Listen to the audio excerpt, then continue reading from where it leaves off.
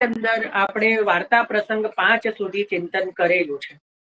હવે આપણે વાર્તા પ્રસંગ 6 એમાં પ્રવેશ કરી રહ્યા છીએ. और एक समय बड़े रामदास जी अपने सेव्य श्री ठाकुर जी को पद्मनाभ दास के घर पधराई के श्रीनाथ जी को दर्शन को गए. शो बड़े रामदासजी પોતાના સેવ્ય ઠાકોરજી, કયા ઠાકોરજી છે એમના સેવ્ય? શ્રી બાલકૃષ્ણજી, જે અત્યારે પણ શ્રીનાથજીની પાસે ગવાખામાં બિરાજે છે, એ બड़े रामदासजीના સેવ્ય છે. सो बड़े रामदास जी अपने सेव्य श्री ठाकुर जी को पद्मनाभ दास के घर पधराई के श्रीनाथ जी के दर्शन को गए. तो श्रीनाथ जी की सेवा में श्री आचार्य जी की आज्ञा ते रहे. એટલે શ્રીનાથજીના જે છે ભીતરિયા પછી આપને નિયુક્ત કરવામાં આવ્યા, એટલે મહાપ્રભુજીની આજ્ઞાથી શ્રીનાથજીની સેવા કરવા लाग्યા. श्रीनाथ जी के भीतरिया भाई जो आयु ने श्रीनाथ जी ना भीतरिया भया, तब पद्मनाभ दास श्रीनाथ जी श्री ठाकुर जी की सेवा करन लागे. એટલે પદ્મનાભ દાસજીના માથે કયું સ્વરૂપ બિરાજતું? શ્રી મથુરાનાથજી. અને આ રામદાસજીના જે ઠાકોરજી છે એમને પણ સાથે પધરાઈ બંને ઠાકોરજીની સેવા આ પદ્મનાભદાસજી જે છે એ કરવા लाग्યા. कितेक दिन पाछे मुगल की फौज आई तो ताने गाम लूट्यो, तो श्री ठाकुर जी को एक मुगल ले गयो. પછી કેટલાય દિવસ પછી, અમુક થોડા દિવસ પછી આ મલેચ્છોની ફૌજ આવી અને એમણે આખું ગામ લૂંટ્યું. એમાં આ જે ઠાકોરજી છે લાલન, એ કોઈ કારણ જે છે એવું બન્યું કે જેનાથી એક મુગલ આ ઠાકોરજી લૂંટવીને લઈ ગયો. तब पद्मनाभ दास व मुगल के साथ दिन 7 लो रहे. એટલે આ પદ્મનાભ દાસજી પણ એની પાછળ જ રહ્યા કે મને તું બીજું કઈ પણ લઈ લે તો ચાલશે, પણ ઠાકોરજી જે છે અમારા જે દેવ છે અમને પાછા આપી દે. તો જલપાન હું ન કર્યો, અરે જલપાન સુદ્धा છોડી દીધું 7 દિવસ સુધી. તબ 8મે દિન મુગલ સો મુગલાની ને કહ્યું. તો પણ પેલા મુગલનું તો મન ના એ થયું, पर मुगलानी એટલે જે એની પત્ની હશે એને કહ્યું કે જો यह ब्राह्मण जलपान हूँ नहीं करत है, या को 7 दिन भये है अन्न जल छोड़े, सो जो यह मरेगो तो तेरे हाथे हत्या चढ़ेगी, ताते याको देवता है सो वाको दे दे. એટલે કહ્યું કે ભાઈ એનો જે દેવતા છે તું એને આપી દે, આ બ્રાહ્મણ જો હત્યા કરશે તો તારા માથે એની હત્યા ચડશે, तो एना करता तू एने एना ठाकुरजी आपी दे. तब मुगल ने श्री ठाकुरजी पद्मनाभ दास को दिए. तब त्यारे आ मुगले जे छे ए ठाकुरजी पद्मनाभ दास जी ने आपी दीधा. सो लेके पद्मनाभ दास अपने घर आए. એટલે એ લઈને પદ્મનાભ દાસજી પોતાના ઘરે આયા. તા પાછે આપ સ્નાન કરી શ્રી ઠાकुरजी को पंचामृत स्नान करायो. એટલે જુઓ ઠાકોરજીને જ્યારે અતિ પરિશ્રમ પડે ત્યારે પણ જે છે પંચામૃત સ્નાન કરાવવું જોઈએ. કોઈ મલેચ્છ આદિની દ્રષ્ટિ આપણા ઠાકોરજી ઉપર પડી જાય, કોઈ વિધર્મીની દ્રષ્ટિ આપણા ઠાકોરજી ઉપર પડી જાય, કે જે અવૈષ્ણવની દ્રષ્ટિ આપણા ઠાકોરજી ઉપર પડી જાય, તો એને અવશ્ય પંચામૃત સ્નાન થવું જોઈએ. આવું હરિરાયજીએ પણ આજ્ઞા કરી છે. આપણા ઘરે કોઈ મહેમાન આવ્યા હોય, આપણે સેવા કરતા હોઈએ અને એ જો વૈષ્ણવ ન હોય તો એને આપણે દર્શન કરાવાય નહીં. જો ઠાકોરજી પુષ્ટાયેલા હોય તો, પુષ્ટાયેલા ન હોય તો કશો વાંધો નથી, પણ જો પુષ્ટાયેલા હોય તો અવૈષ્ણવ સુદ્ધાને આપણે ત્યાં દર્શન કરાવવાનો નિયમ નથી. બરાબર, આ આપણા માર્ગના નિયમ છે. બરાબર, આપણા ઠાકોરજીની સામગ્રી કહું છું, સામગ્રી એટલે જે ઠાકોરજીને ધર્યું નથી એના ઉપર પણ જો કોઈ અવૈષ્ણવની દ્રષ્ટિ સુદ્ધા પડી જાય તો એ સામગ્રી ઠાકોરજીને ભોગ ધરાવી શકાય નહીં. એટલા માટે આપણા રસોડાની અંદર જો બધા રહેતા હોય સાથે તો કશો વાંધો નહીં, પણ સામગ્રી એ રીતે હોવી જોઈએ કે ગુપ્ત રહે. ઘણા તો જાણી જોઈને શું કરે, બહુ સુંદર સામગ્રી કરતા હોય ને તો બારી બારણા ખુલ્લા કરી દે, નીચે સુધી સુગંધ આવવી જોઈએ, ખબર પડવી જોઈએ કે મારા ઘરે આજે આ બની રહ્યું છે. આ સારી વસ્તુ કહેવાય? અરે અમને તો નીચેથી લોકોએ આવીને કહ્યું તમારા ત્યાં કંઈક નવું બની રહ્યું છે. અરે તમારા ઠાકોરજી નથી આરોગી રહ્યા, તમારા ઠાકોરજી સિવાય બીજા કોઈને ખબર ન પડવી જોઈએ કે આજે તમે શું બનાવ્યું છે. તો આ કોઈ ગર્વ લેવાની વાત નથી, તમારા પ્રભુને પરિશ્રમ આપી રહ્યા, પરિશ્રમની વાત છે. જાણી જોઈને કોઈને બતાવવા માટે આપણે જે છે એ બારીઓ બારણા આમ બંધ રાખતા હોઈએ, પણ જયારે કઈ સુગંધીદાર વસ્તુ કરવાની હોય તો જાણી જોઈને જે છે આપણે ખોલી દઈએ. અને પછી કે નીચે સુધી સુગંધ આવતી હતી ને, અરે સારી વસ્તુ ના કહેવાય. તમે પ્રભુ માટે સામગ્રી કરી રહ્યા છો, પણ નીચે સુધી સુગંધ ન જવી જોઈએ. સુગંધ તમારા પ્રભુ સુધી જવી જોઈએ, અર્ધભુક્ત થઈ જાય. જો કોઈ બીજું પણ સુગંધ લઈ જાય ને તો એ અર્ધભુક્ત, ઠાકોરજી આરોગ્ય જ નહીં. સમજ પડી? એટલે એવી બધી હોશિયારીઓ બંધ કરી દેવી. કારણ કે ઠાકોરજી માટે તો કેટલી બધી ગુપ્તતા હોવી જોઈએ. હરિરાયજી શું કહે છે કે એક કુંવારી કન્યા નું જેટલું સંભાળ રાખે માતા પિતા, એટલું સંભાળ ઠાકોરજી માટે સામગ્રીનું રાખવું જોઈએ. આવું હરિરાયજી કહી રહ્યા છે. તો કારણ કે કુમારિકાનું સ્વરૂપ છે જે સામગ્રી છે. પછી કોઈ પણ હોય, દૂધઘર હોય, નાગરી હોય, અનસકડી હોય, સખડી હોય, તો સુગંધ ફેલાય એ સારી વસ્તુ છે. પણ હાથે કરીને આપણે એવું કરવું ને જો કોઈ એવું કહી દે કે ઓહો હો આજે તો સુગંધ અહીંયા સુધી આવે છે, તો એ પ્રભુને ચાલે નહીં. સમજ પડી? તો એટલા જ માટે આપણે ત્યાં તો મોઢા ઉપર પટ્ટી બાંધીને સામગ્રી કરવાની રીત છે. એના બે કારણ છે. એક તો આપણો સ્વભાવ કેવો, આપણને વારંવાર બોલવા જોઈએ, તો આપણા જીભ ઉપર આપણો કંટ્રોલ નથી, તો અથવા તો કંઈક બોલવા જોઈએ. ઘણા તો હાથમાં મોબાઈલ લઈને સામગ્રી કરતા હોય, તો એટલે ઘણું બધું એવું હોય. હવે એમાંથી આપણને એવું લાગે કે આપણા મોઢામાંથી કેવું હોય, પણ સૂક્ષ્મ જે પણ જે હોય ને એનો આપણે છાંટો એ અવશ્ય સામગ્રીમાં જાય, એ અર્ધમુક્ત થાય. 84 વૈષ્ણવની વાર્તામાં આવશે બહુભાષિણી. લીલામાં નામ છે બહુભાષિણી, જે મિસ્ત્રીનો પડિયો હાથમાં લઈને પ્રભુને ધરાવવા જતી હતી અને કંઈક બોલી, મુખનો છાંટો એ મિસ્ત્રીમાં ગયો કે જાઓ ભૂમિ પે ગીરો, પ્રભુને સામગ્રી છોવાઈ દીધી. તો એટલા માટે. અને બીજું, પ્રભુની જે સામગ્રી સિદ્ધ થઈ રહી છે એની ગંધ આપણને પણ આવવી ન, એટલે આપણે પણ એની લેવાની ન હોય. એટલા માટે મુખ બંધ કરીને આપણે સામગ્રી કરવાની હોય છે. નહીંતર સામગ્રી જો આપણે કહીએ આહા કેવી, મારે હું સામગ્રી કરું ને એટલે તો સુગંધ જ હોય, આવું બોલી દઈએ ને તો પણ એ અર્ધભુક્ત થઈ ગઈ. એટલે હંમેશા આપણા માર્ગમાં વાણી, વિચાર આદિનો છે ને બહુ જબર સૂક્ષ્મતાથી શ્રી ગુસાઈજીએ વિચાર કરેલો છે. અરે કેટલી સૂક્ષ્મતાનો કર્યો છે બતાવું. 252 ભગવદીયની અંદર એક વાર્તાજી આવે છે. એક માં બેટાની વાર્તા છે, શોધી લેજો. એ જે બેટો છે ભગવદ સેવા માટે, દ્રવ્ય કમાવા માટે બહારગામ ગયો હોય છે. પછી વરસ થઈ જાય છે, બેટો આવતો નથી. પછી એકવાર એ જે માં છે એ સામગ્રી, ઠાકોરજીની ટોકરી સબ્જી સામગ્રી કરતા કરતા મનમાં એવું આવ્યું કે હવે આ બેટો આવે તો સારું, તો ઠાકોરજીની સેવામાં સહાયતા થાય. અલૌકિક વિચાર કર્યો હો, કે હવે આ બેટો આવે તો સારું, તો મારે હવે સેવામાં સહાયતા થાય. ઠાકોરજીને ભોગ ધર્યો. ભોગ સરાવવા જાય છે તો શું જોવે, ઠાકોરજીએ એ જે થાર હતો એમાંથી ટોકરીની કટોરી અલગ ધરી દીધી ચોકી ઉપર, કે મેં નહીં આરોગ્યો. તો પેલી બાઈએ પૂછ્યું, કારણ કે બાઈ ભગવદીય, ઠાકોરજી વાત કરતા, તો કે ક્યો મહારાજ નહીં આરોગ્ય?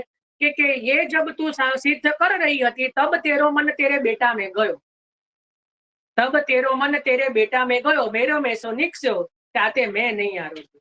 વિચારો, આટલી સૂક્ષ્મ પ્રભુ આટલા બધા એ છે કે જે મારામાં મન રાખીને જ જે કરે તો હું અંગીકાર કરું. આટલા બધા પક્ષપાતી છે. વિચારો તો આપણી ગતિ તો ક્યાં જતી રહી. આપણા તો 1000 મનમાં વિચારો ચાલતા હોય છે, લૌકિક, વૈદિક. આજે તો આ મહેમાન આવશે, આજે તો ફલાણા. આપણે લોકોને ખવડાવવા માટે પહેલેથી નક્કી કરીને રાખીએ અને પછી કંઈક બનાવીએ, તો એ બધું જે છે ઠાકોરજી આરોગતા નથી. હા, આરોગતા નથી, દ્રષ્ટિ કરી દે છે. કારણ કે મહાપ્રભુજીની કાની છે ને, એટલે દ્રષ્ટિ કરી દે. ઠાકોરજી ક્યારે આરોગે? આપણે જયારે પ્રભુને પૂછીએ કે પ્રભુ આપને શું મન છે આરોગ્ય, આપણે શું, અને જયારે એ સમય આપણે સામગ્રી કરવા જઈએ ને જે મનથી પ્રેરણા થાય, કોઈને ખબર નથી આપના ને આપના પ્રભુ સિવાય, અને એ સમય અનાયાસે જે સામગ્રી સિદ્ધ થાય અને જેમાં પ્રભુ કેવલ પ્રભુ જ જાણે છે ને આપણે કેવલ પ્રભુના સુખાર્થે સિદ્ધ કરી છે, કેવલ એ જ સામગ્રી જે છે પ્રભુ આરોગે છે. પછી ભલે પેલી સામગ્રીઓ કે સના પ્રસાદનો સ્વાદ બહુ સુંદર હોય, સુગંધ બહુ સુંદર હોય, પ્રભુએ કેવળ દ્રષ્ટિ કરી છે, આરોગ્ય નથી. કારણ કે આપણે લોકોને બતાવવા માટે કરી છે, પ્રભુ માટે નથી કરી. એટલે આપણા માર્ગની ગતિ બહુ સૂક્ષ્મ છે, એટલે સમજી લેવું. પ્રભુને ખુશ કરી શકીશું ક્યાં તો જગતને કરી શકીશું, બેમાંથી એક જ ને આપણે ખુશ કરી શકીશું. તો પ્રભુને પકડીશું તો પ્રભુ ખુશ થશે, જગતને પકડીશું તો જગત ખુશ થશે.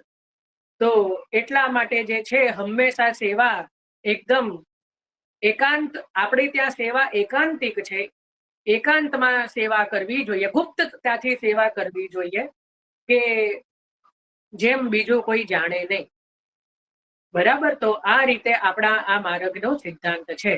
એટલે એ આપણે જોયું. અને અહીંયા પણ વસ્તુ વાસ્તવમાં એ હતું કે અહીંયા પંચામૃતની વાત આવી.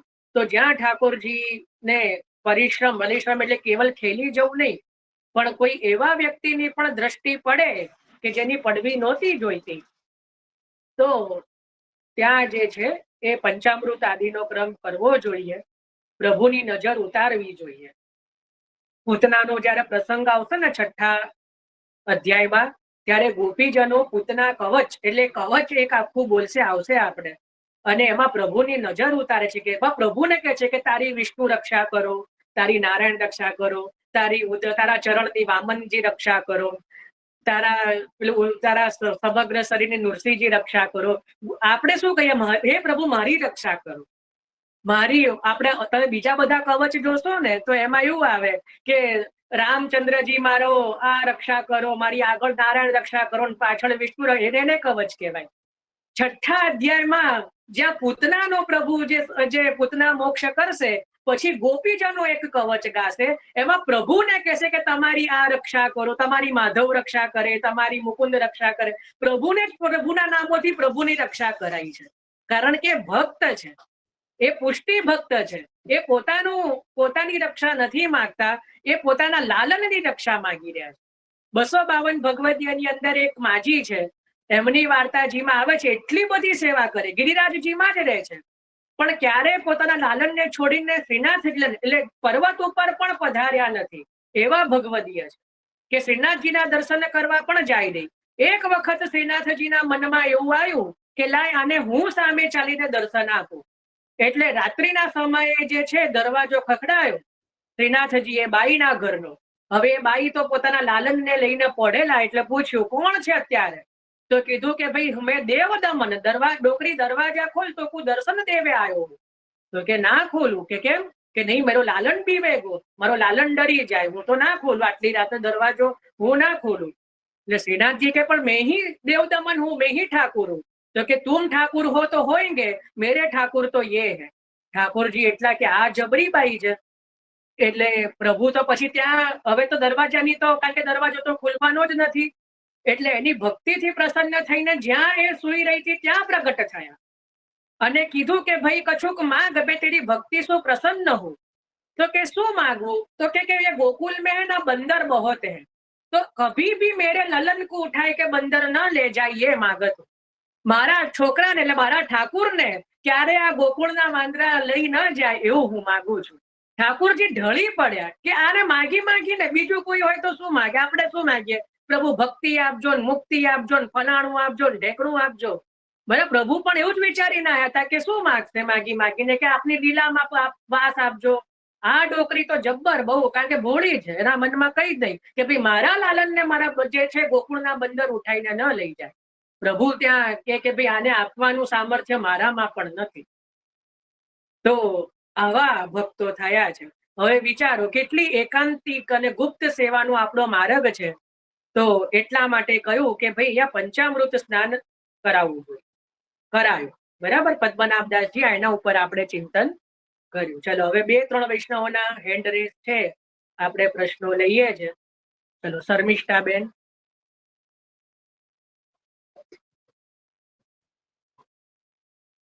જય શ્રી કૃષ્ણ. આપણે આપે કહ્યું કે સામગ્રીના કોઈ વખાણ પર કોઈ પ્રસાદ ઠાકોરજી આરોગી લે પછી વખત પ્રસાદ ના કરે તો એ બરાબર છે? એ બરાબર છે. મેં પ્રસાદ શબ્દ નથી, હવે સામગ્રી કીધું. સામગ્રી કોને કહેવાય? કે જે ઠાકોરજીને હજી ધરી નથી એને સામગ્રી કહેવાય, અને જે ઠાકોરજી આરોગી લીધી એને પ્રસાદ કહેવાય. ચલો ધારાબેન. જય શ્રી કૃષ્ણ જયભાઈ. મારો પ્રશ્ન એ છે કે પંચામૃત સ્નાન જે ઠાકોરજીને કરવામાં આવે છે તે દ્વિજ કરી શકે કે આપણે સ્ત્રી કરી શકે? સ્ત્રીજન કરી શકે કે મને તો આમાં બહુ વાંધો નથી લાગતો. જો આપના જ માટે કારણ કે શ્રી સાધન દીપિકામાં શ્રી ગોપીનાથજી એવું જણાવ્યું છે ને કે દ્વિજ જ શાલિગ્રામજીને દ્વિજ સિવાય કોઈને અધિકાર નથી. એટલે જે પેલું જયંતીનું પંચામૃત એટલે તો આપણે ત્યાં થતું નથી. જે ભગવત સ્વરૂપનું પંચામૃત તો બધાને આજ્ઞા છે. જન્માષ્ટમીના દિવસે એક દિવસ બધા કરાવી શકે, અને જયારે વિશેષ પ્રભુને શ્રમ થયો હોય એની પણ જે છે એ પંચામૃત ત્યાં કરાવી શકે. બરાબર. બાકી આપણે જે 4 જયંતીમાં આપણે જેમાં જન્માષ્ટમી સિવાય 3 જયંતીમાં આપણે ન કરી શકીએ. જન્માષ્ટમીમાં એ જે શાલિગ્રામજીનું જે પંચામૃત એ તો રાત્રે થાય, એટલે એ પણ આપણે નથી કરાવતા ને. વેણુજીનું કરાય? જો આવો ક્રમ છે ને બધો હમણાંથી મંદિરની બરોબરી ને બધું બાકી આવો કોઈ ક્રમ વેણુજીના પંચામૃતનો ક્યાંય બતાવવામાં આવ્યો નથી. બરાબર. વેણુજીનો ક્રમ કઈ રીતે હોય કે જયારે બહુ સ્થિર સ્વરૂપ હોય ને, સ્ટેટિક સ્વરૂપ હોય, જે શ્રીનાથજી આદિનું કોઈને એવું સ્વરૂપ હોય કે જે ચલિત સ્વરૂપ ન હોય, ત્યાં વેણુજી આદિનો ક્રમ પલના હિંડોરા આદિમાં હોય છે. બરાબર. પણ આ રીતે પંચામૃત આદિમાં મેં તો નથી જોયું. મેં ક્યાંય અધ્યયનમાં નથી. બાકી આપણે પંચામૃત સ્નાન પ્રભુને જન્માષ્ટમી ઉપર કરાવી શકીએ ને? હા, પણ વેણુજીનું ખાલી એક હું કહીશ કે જે ગોવર્ધન પૂજાનો ક્રમ અન્નકૂટ પહેલા, એટલે આપણે ત્યાં અન્નકૂટ ના હોય, અન્નકૂટ જેવો ના વિશેષ સામગ્રી હોય, એ અધિક સખડીની સામગ્રી હોય, પણ એની પહેલા ગોવર્ધન પૂજાનો ક્રમ રાખવો. આપણે ઘરે છાણનું આપણે ગોવર્ધન બનાવીએ પ્રભુને. તો હવે એ જ કહું છું. હવે ઘણા લોકો, જેમ કે હું પણ એ કંઈક છાણના ના કરી શકું, અત્યારે જે ફ્લેટમાં એ બધું શક્ય, હવે તો ગાયો જ નથી, તો ગાયોનું છાણ મળવું જ હવે તો દુર્લભ છે. બરાબર. અને ફ્લેટમાં એ બધી અનુકૂળતા ન હોય તો હવે એના 2 વિકલ્પ છે. ક્યાં તો એક એવું સ્વરૂપ હોય શ્રી ગિરિરાજજીના ભાવથી કે જેને આપણે દૂધથી સ્નાન આદિ કરાવી શકીએ. એક તો એ ક્રમ. હવે બધાના ઘરે એ પણ ન હોય તો પછી ત્યાં વેણુજી જે છે ગોવર્ધન પૂજામાં એ જે ક્રમ છે એ ત્યાં લઈ શકાય એવું મોટા કહે છે. પણ તો પણ આપણા ગુરુ ઘરે એકવાર પૂછી લે. બરાબર. પંચામૃત જે જયંતીનું છે ને એમાં તો નથી જ. કારણ કે મેં શ્રી મૈત્રી રાજા છે ને એમને મેં પૂછ્યું હતું ત્યારે આપે એમ જણાવ્યું હતું કે પંચામૃત સ્નાન આપણે નથી થતું એમ. એટલે મેં ખાસ ક્વેશ્ચન એટલે કર્યો કે આપે જેમ કીધું કે જયારે પરિશ્રમ પડે પ્રભુને ત્યારે આપણે કરાવી શકીએ એમ. ત્યારે કરાવવું જોઈએ. હા, કરાવવું જ જોઈએ. પહેલા તો પરિશ્રમ પડવો જ ના જોઈએ. ન પડવો જ ન જોઈએ. પ્રભુને તો કોઈ વાર પણ પરિશ્રમ એટલે કેવો, આવો જે કીધું ને મલેચ્છ પ્રભુ 7 દિવસ સુધી આ રીતે અતિ પરિશ્રમ થયો. અતિ પરિશ્રમ ત્યાં કે છે ઇવન કોઈ એવી સ્ત્રી હોય રજસ્વલા જે 4 દિવસ તેને દર્શન નથી કરવાના, પણ એની દ્રષ્ટિ પ્રભુમાં પડી જાય. ભાઈ આ કોણ છે? કુમનભાઈ, આપ મ્યુટ કરી દો. તો એવી જયારે 4 દિવસમાં કોઈ સ્ત્રી એની દ્રષ્ટિ પ્રભુમાં પડી જાય અને પ્રભુ પર પડી જાય તો પણ ત્યાં પંચામૃતનો ક્રમ કરવો જોઈએ. બરાબર. કારણ કે આ બધા મહાપરિશ્રમ કહેવાય. પ્રભુ મહાપરિશ્રમ કહેવાય. હા, સારું. જય શ્રી કૃષ્ણ. શંકાનું સમાધાન કરવા માટે આભાર આપનો. એ તો હા, બોલો રજનીભાઈ.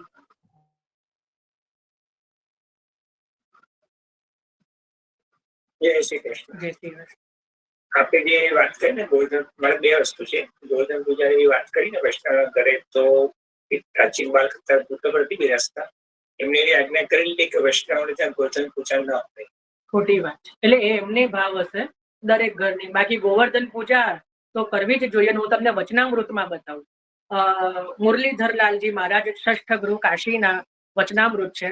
એમને એક વૈષ્ણવે પોતે બહુ વિદ્વાન હતા અને આપ જે છે એ થોડા અંતર્યામી હરિરાયજી જેવા, તો એક એમના બહુ નિકટના વૈષ્ણવ હતા જે ગોવર્ધન એમના ઘરે અન્નકૂટ કરીને પોતાના ગુરુને ત્યાં એટલે મુરલીધરજીને દંડવત કરવા આવ્યા.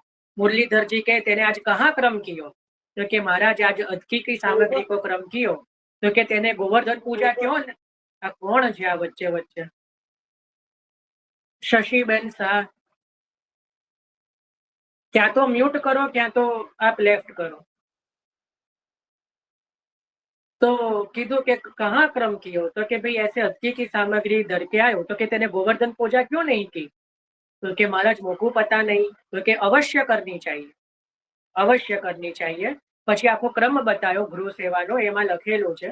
તો એમાં ક્રમ છે જ. એટલે હવે દરેક આ જે નથી ના થાય નથી થાય એવું જે છે ને એ નિષેધ ગોવર્ધન પૂજામાં નથી. હા, જે મંદિરનો જે ક્રમ છે અલગ છે, ત્યાં કુંવારા આદિનો જે ક્રમ છે એ આપણે ત્યાં જે છે નથી. પણ સૂક્ષ્મ પ્રકારે તો જે છે, કારણ કે ગોવર્ધન પૂજા વગર અન્નકૂટ છે નો યજ્ઞ ભોક્તે નમ યજ્ઞ કત્રે નમ.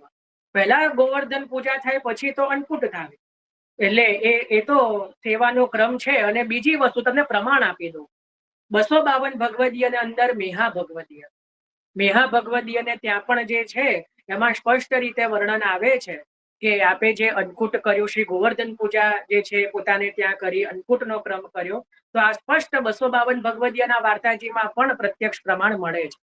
તો કરવો જ જોઈએ અને ના જ કરવો જોઈએ, એ બંનેની વચ્ચેનો એક છે કે શક્ય હોય તો કરવું જોઈએ. આ એ ક્રમ છે. જો નથી નભતો. શશીબેન શાહ, એમને રિમૂવ કરી રહ્યો છું. તો નથી નભતો કે નથી થયું એ અલગ વસ્તુ, તો ન કરવું જોઈએ. કે થતું હોય, જો કોઈ એવું સ્વરૂપ બિરાજતું હોય. એટલે આપણે ત્યાં ગોવર્ધન પૂજા એટલે શું?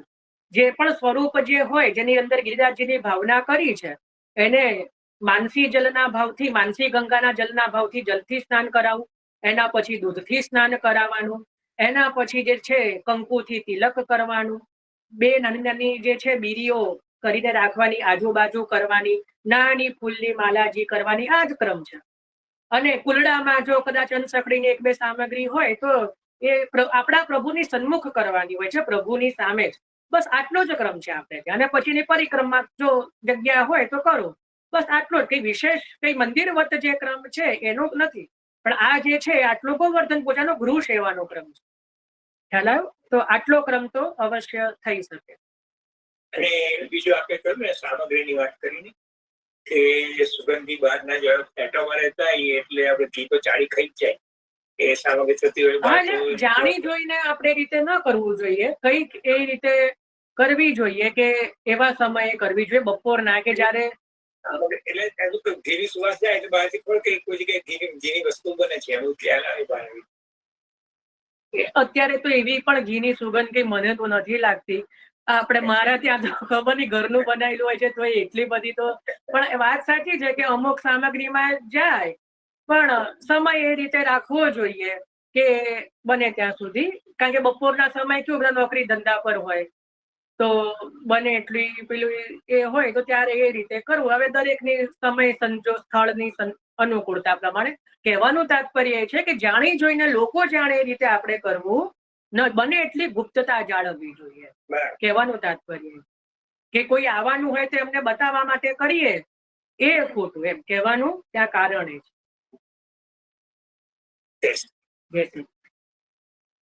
તૃપ્તિબેન. હા બોલો કુંભનભાઈ. આપણે તમે પંચામૃત સ્નાન નું કીધું છે, તો એમાં ચિત્રજી સેવા બિરાજતી હોય તો કઈ રીતે કરવું? દર્પણ ને કરવું. હવે જો પંચામૃત એટલે પ્રભુને શ્રમ થાય ને એની વાત છે ને, કે અથવા તો જન્માષ્ટમીના દિવસે તો જો ચિત્ર અથવા તો સ્નાન યાત્રાનું. હવે સ્નાન યાત્રામાં પણ સ્નાન તો અવશ્ય કરાવવું જોઈએ. સ્નાન કેસર સ્નાન અવશ્ય કરાવવું, ભલે ચિત્રજી હોય તોય. તો ત્યાં આ 2 ક્રમ છે. એક તો આ વેણુજી, ચિત્રજીના જે વેણુજી હોય એને કરાવી શકાય. ક્યાં તો પછી પ્રભુની જે ગાદીજી છે એની સામે જે એ રીતે ચોકી પધરાવો અને દર્પણ જે મોટું આવે કે જેમાં પ્રભુનું પ્રતિબિંબ પડે અને પછી દર્પણ સ્નાનનો પણ ક્રમ છે. આ રીતે 2 ક્રમ બતાવ્યા છે. બરાબર. 2 માંથી જે આપને રૂચે એ રીતે કરી શકો. જય શ્રી કૃષ્ણ. જય શ્રી કૃષ્ણ. તૃપ્તિબેન. જય શ્રી કૃષ્ણ. જય શ્રી કૃષ્ણ. તો આપણે ગોવર્ધન પૂજામાં લાલન બિરાજતા હોય તો કયા સ્વરૂપને કરવું? એટલે મેં એ જ કીધું ને કે લાલન જ એક જ બિરાજે છે ને કોઈ એવું સ્વરૂપ નથી. તો ક્યાં તો વેણુજીને આપ એ ક્રમ કરો, ક્યાં તો પછી કોઈ જો બીજા એવા કોઈ છોટા કોઈ એવા ગિરિરાજજીના ભાવરૂપ કોઈ સ્વરૂપ બિરાજતા હોય તો એમને કરવું જોઈએ.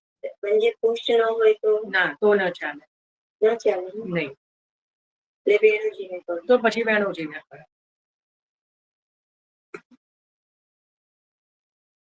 જય શ્રી કૃષ્ણ. જય શ્રી કૃષ્ણ. સારું, તો અહીંયા પણ જે છે પંચામૃત સ્નાન કરવાયો, અંગ વસ્ત્ર કરી શૃંગાર કર્યો, રસોઈ કરી ભોગ સમર્પ્યો અને પાછે સમય અનુસાર ભોગ સરાય અનુસર કરી પાછે વૈષ્ણવન કો મહાપ્રસાદ લીવાયો. બરાબર, પાછે આપ મહાપ્રસાદ લીયો. તો જ્યારે વૈષ્ણવો મહાપ્રસાદ લઈ રહ્યા છે, પદ્મનાભદાસજી પણ મહાપ્રસાદ લઈ રહ્યા છે, તો એકદમ તો થોડું પછી લઈ લેવડા દેવાય. આજે આપણે એમને આરામથી મહાપ્રસાદ લેવા દઈએ, વૈષ્ણવોને પણ એમને સમાધાન કરવા દઈએ. કાલે આપણે અહીંથી આગળ પ્રવેશ કરીશું. બરાબર, તો આજે આપણે અહીંયા જે છે વિરામ રાખીએ છીએ 6થા પ્રસંગમાં. હા, બોલો હેમાબેન. હા, જય શ્રી કૃષ્ણ. જય ભાઈ, મારે એમ પૂછવું હતું કે આપણા ઘરે પુષ્પ થયેલા પ્રભુ બિરાજે છે, પણ મારી સિસ્ટરને ખાલી બ્રહ્મ સંબંધ થયેલો હોય અને એને ઝાંખી કરાવી હોય તો આપણે કરાવી? હા, બ્રહ્મ સંબંધીને તો ઝાંખી કરાવાય જ, અવશ્ય કરાવાય. ઓકે. ઇવન કેવલ નામધારી પણ હોય ને, એટલે જેને નામ શ્રવણ કર્યું છે એને પણ અવશ્ય એને દર્શન કરાવાય, જે કારણ કે શરણાગત જ કહેવાય. એટલે નામધારી ઘરમાં જે રીતે આપણે સામગ્રી સિદ્ધ કરતા હોઈએ તો હવે બાળકો બાબો છે મારું તો એમ સડનલી પૂછી લે કે મમ્મી આજ ક્યાં બનાયા ખાને મેં, તો પછી એ જોતો બી હોય, હું એમ કહું કે અભી નહીં બતાऊंगी બેટા, થોડી દેર બાદ બતાતી હો, તો એ જોઈ જ લે. તો પછી કે આજે આપણે આલુ ભીંડી બનાય, એ બનાય એમ કરે, તો પછી શું કરવાનું? એ તો એવું થાય જ છે. આવો પ્રસંગ છે ને શ્રી ગુસાઈજીના વાર્તામાં પણ આવે છે. જો ગુસાઈ આપણા મને ગુસાઈજીમાં કેટલો ફરક બતાવું. એક આ શેમાં છે આ પ્રસંગ? હા, શ્રી ગોકુલનાથજીના હાસ્યામૃત. શ્રી ગોકુલનાથજીના હાસ્યામૃતમાં આ પ્રસંગ છે. મ્યુટ કરી દો ને, પછી આપણે પૂછજો આગળ. એમાં એક રીતે એવો એકવાર પ્રસંગ એવો આવે છે કે ગુસાઈજીના તૃતીય લાલજી શ્રી બાલકૃષ્ણજી. કોણ? ત્રીજા લાલજી શ્રી બાલકૃષ્ણજી. આપનું સ્વરૂપ છે ને અતિ બાલમય સ્વરૂપ, એટલે જ એમનું નામ શ્રી બાલકૃષ્ણજી. બહુ ચંચળ ચપળ એવા. હવે એ તો બાલક છે. ગુસાઈજીના ત્રીજા લાલ એટલે કોઈ જેવું તેવું સ્વરૂપ થોડું. ગુસાઈજીના બાળક છે. એક વાર શ્રી ગુસાઈજી શ્રીનાથ દ્વારા મેં શ્રીનાથજીની ત્યાં રસોઈ ઘરમાં આપ રસોઈ એટલે સામગ્રી સિદ્ધ કરી રહ્યા હતા, શ્રી ગુસાઈજી સ્વયં. અને ત્યાં શ્રી બાલકૃષ્ણ લાલજી પધાર્યા. ત્યાં શ્રી ગુસાઈજીના તૃતીય લાલજી શ્રી બાલકૃષ્ણ લાલજી પધાર્યા અને શ્રી ગુસાઈજી અને શ્રી ગોકુલનાથજી સામગ્રી કરી રહ્યા હતા. એટલે બાલકૃષ્ણ લાલજી ઠાડા રહ્યા અને જોવા લાગ્યા કે કઈ સામગ્રી. આજ જે અમને પૂછ્યું ને કે બાલકનો એક સહજ સ્વભાવ હોય કે કઈ સામગ્રી થઈ રહી છે, શું. ગુસાઈજીને તુરંત કહ્યું કે લાલન બહાર પધારો, लालन रसोई घर में શું બહાર પધારો. અને ખવાસને કીધું કે ઉनको બહાર પધરાઈ के ले जाओ. પોતાના જ લાલન છે, पर કે यहाँ ठाड़े मत रहो. अगर आपको सामग्री की सेवा नहीं अभी पहुंचनी हो तो ऐसे आप यहाँ पे ऐसे ठाड़े मती रहो. तो गुसाईजी ने પણ પોતાના જ લાલન, કારણ કે શ્રીનાથજીની સામગ્રી સિદ્ધ થઈ રહી છે, રખે ને મનમાં એવું આવે કે ભૂખ લાગી છે, કઈ સામગ્રી છે, બહુ સુંદર છે, તો એ અર્ધભૂખ થાય. ગુસાઈજીને કહો લાલન બહાર પધારો, રસોઈ ઘર મેં શું આપ બહાર પધારો. તો કેટલી બધી ગુસાઈજીએ પણ જે છે કાળજી લીધી છે. હવે આપણા ઘરમાં રોજ રોજ તો લાલન બહાર પધારો શક્ય નથી. તો હવે બાળકો નાના છે તો બાળકોને પણ ભગવદ રૂપ માની લો, કારણ કે હજી નાની ઉંમરના છે, એમનામાં કઈ એવો ભાવ નથી. બાળકોને પણ આપણે ત્યાં બ્રહ્મ સંબંધ આદિ હોય જ છે, વૈષ્ણવ તો હોય જ છે. તો અત્યારે તો જે રીતે અનુકૂળતા હોય, કારણ કે એમને પ્રભુથી બહિર્મુખ પણ કરાય નહીં. બહુ પછી એ કરીએ તો આગળ પછી એમને પ્રભુ માટે અણગમો આવી જાય. એટલે એવું પણ પછી કરવું જોઈએ નહીં. પણ બને ત્યાં સુધી જે છે કે બાળકો સ્કૂલે હોય કે પછી જ્યારે આપણે આ જે બીજી બધી સામગ્રી કરતા હોઈએ ત્યારે સૂઈ ગયા હોય કે સ્કૂલે હોય કે એવા સમયે ત્યારે સિદ્ધ કરી દેવી જોઈએ. અને જે નિત્યની તો જે છે એ તો હવે માની લો કે પ્રભુના સખા છે ને પ્રભુ માટે પૂછે છે. એવો ભાવ રાખો તો આપણે એ રીતે પછી મોટા થશે ને સમજશે. બરાબર.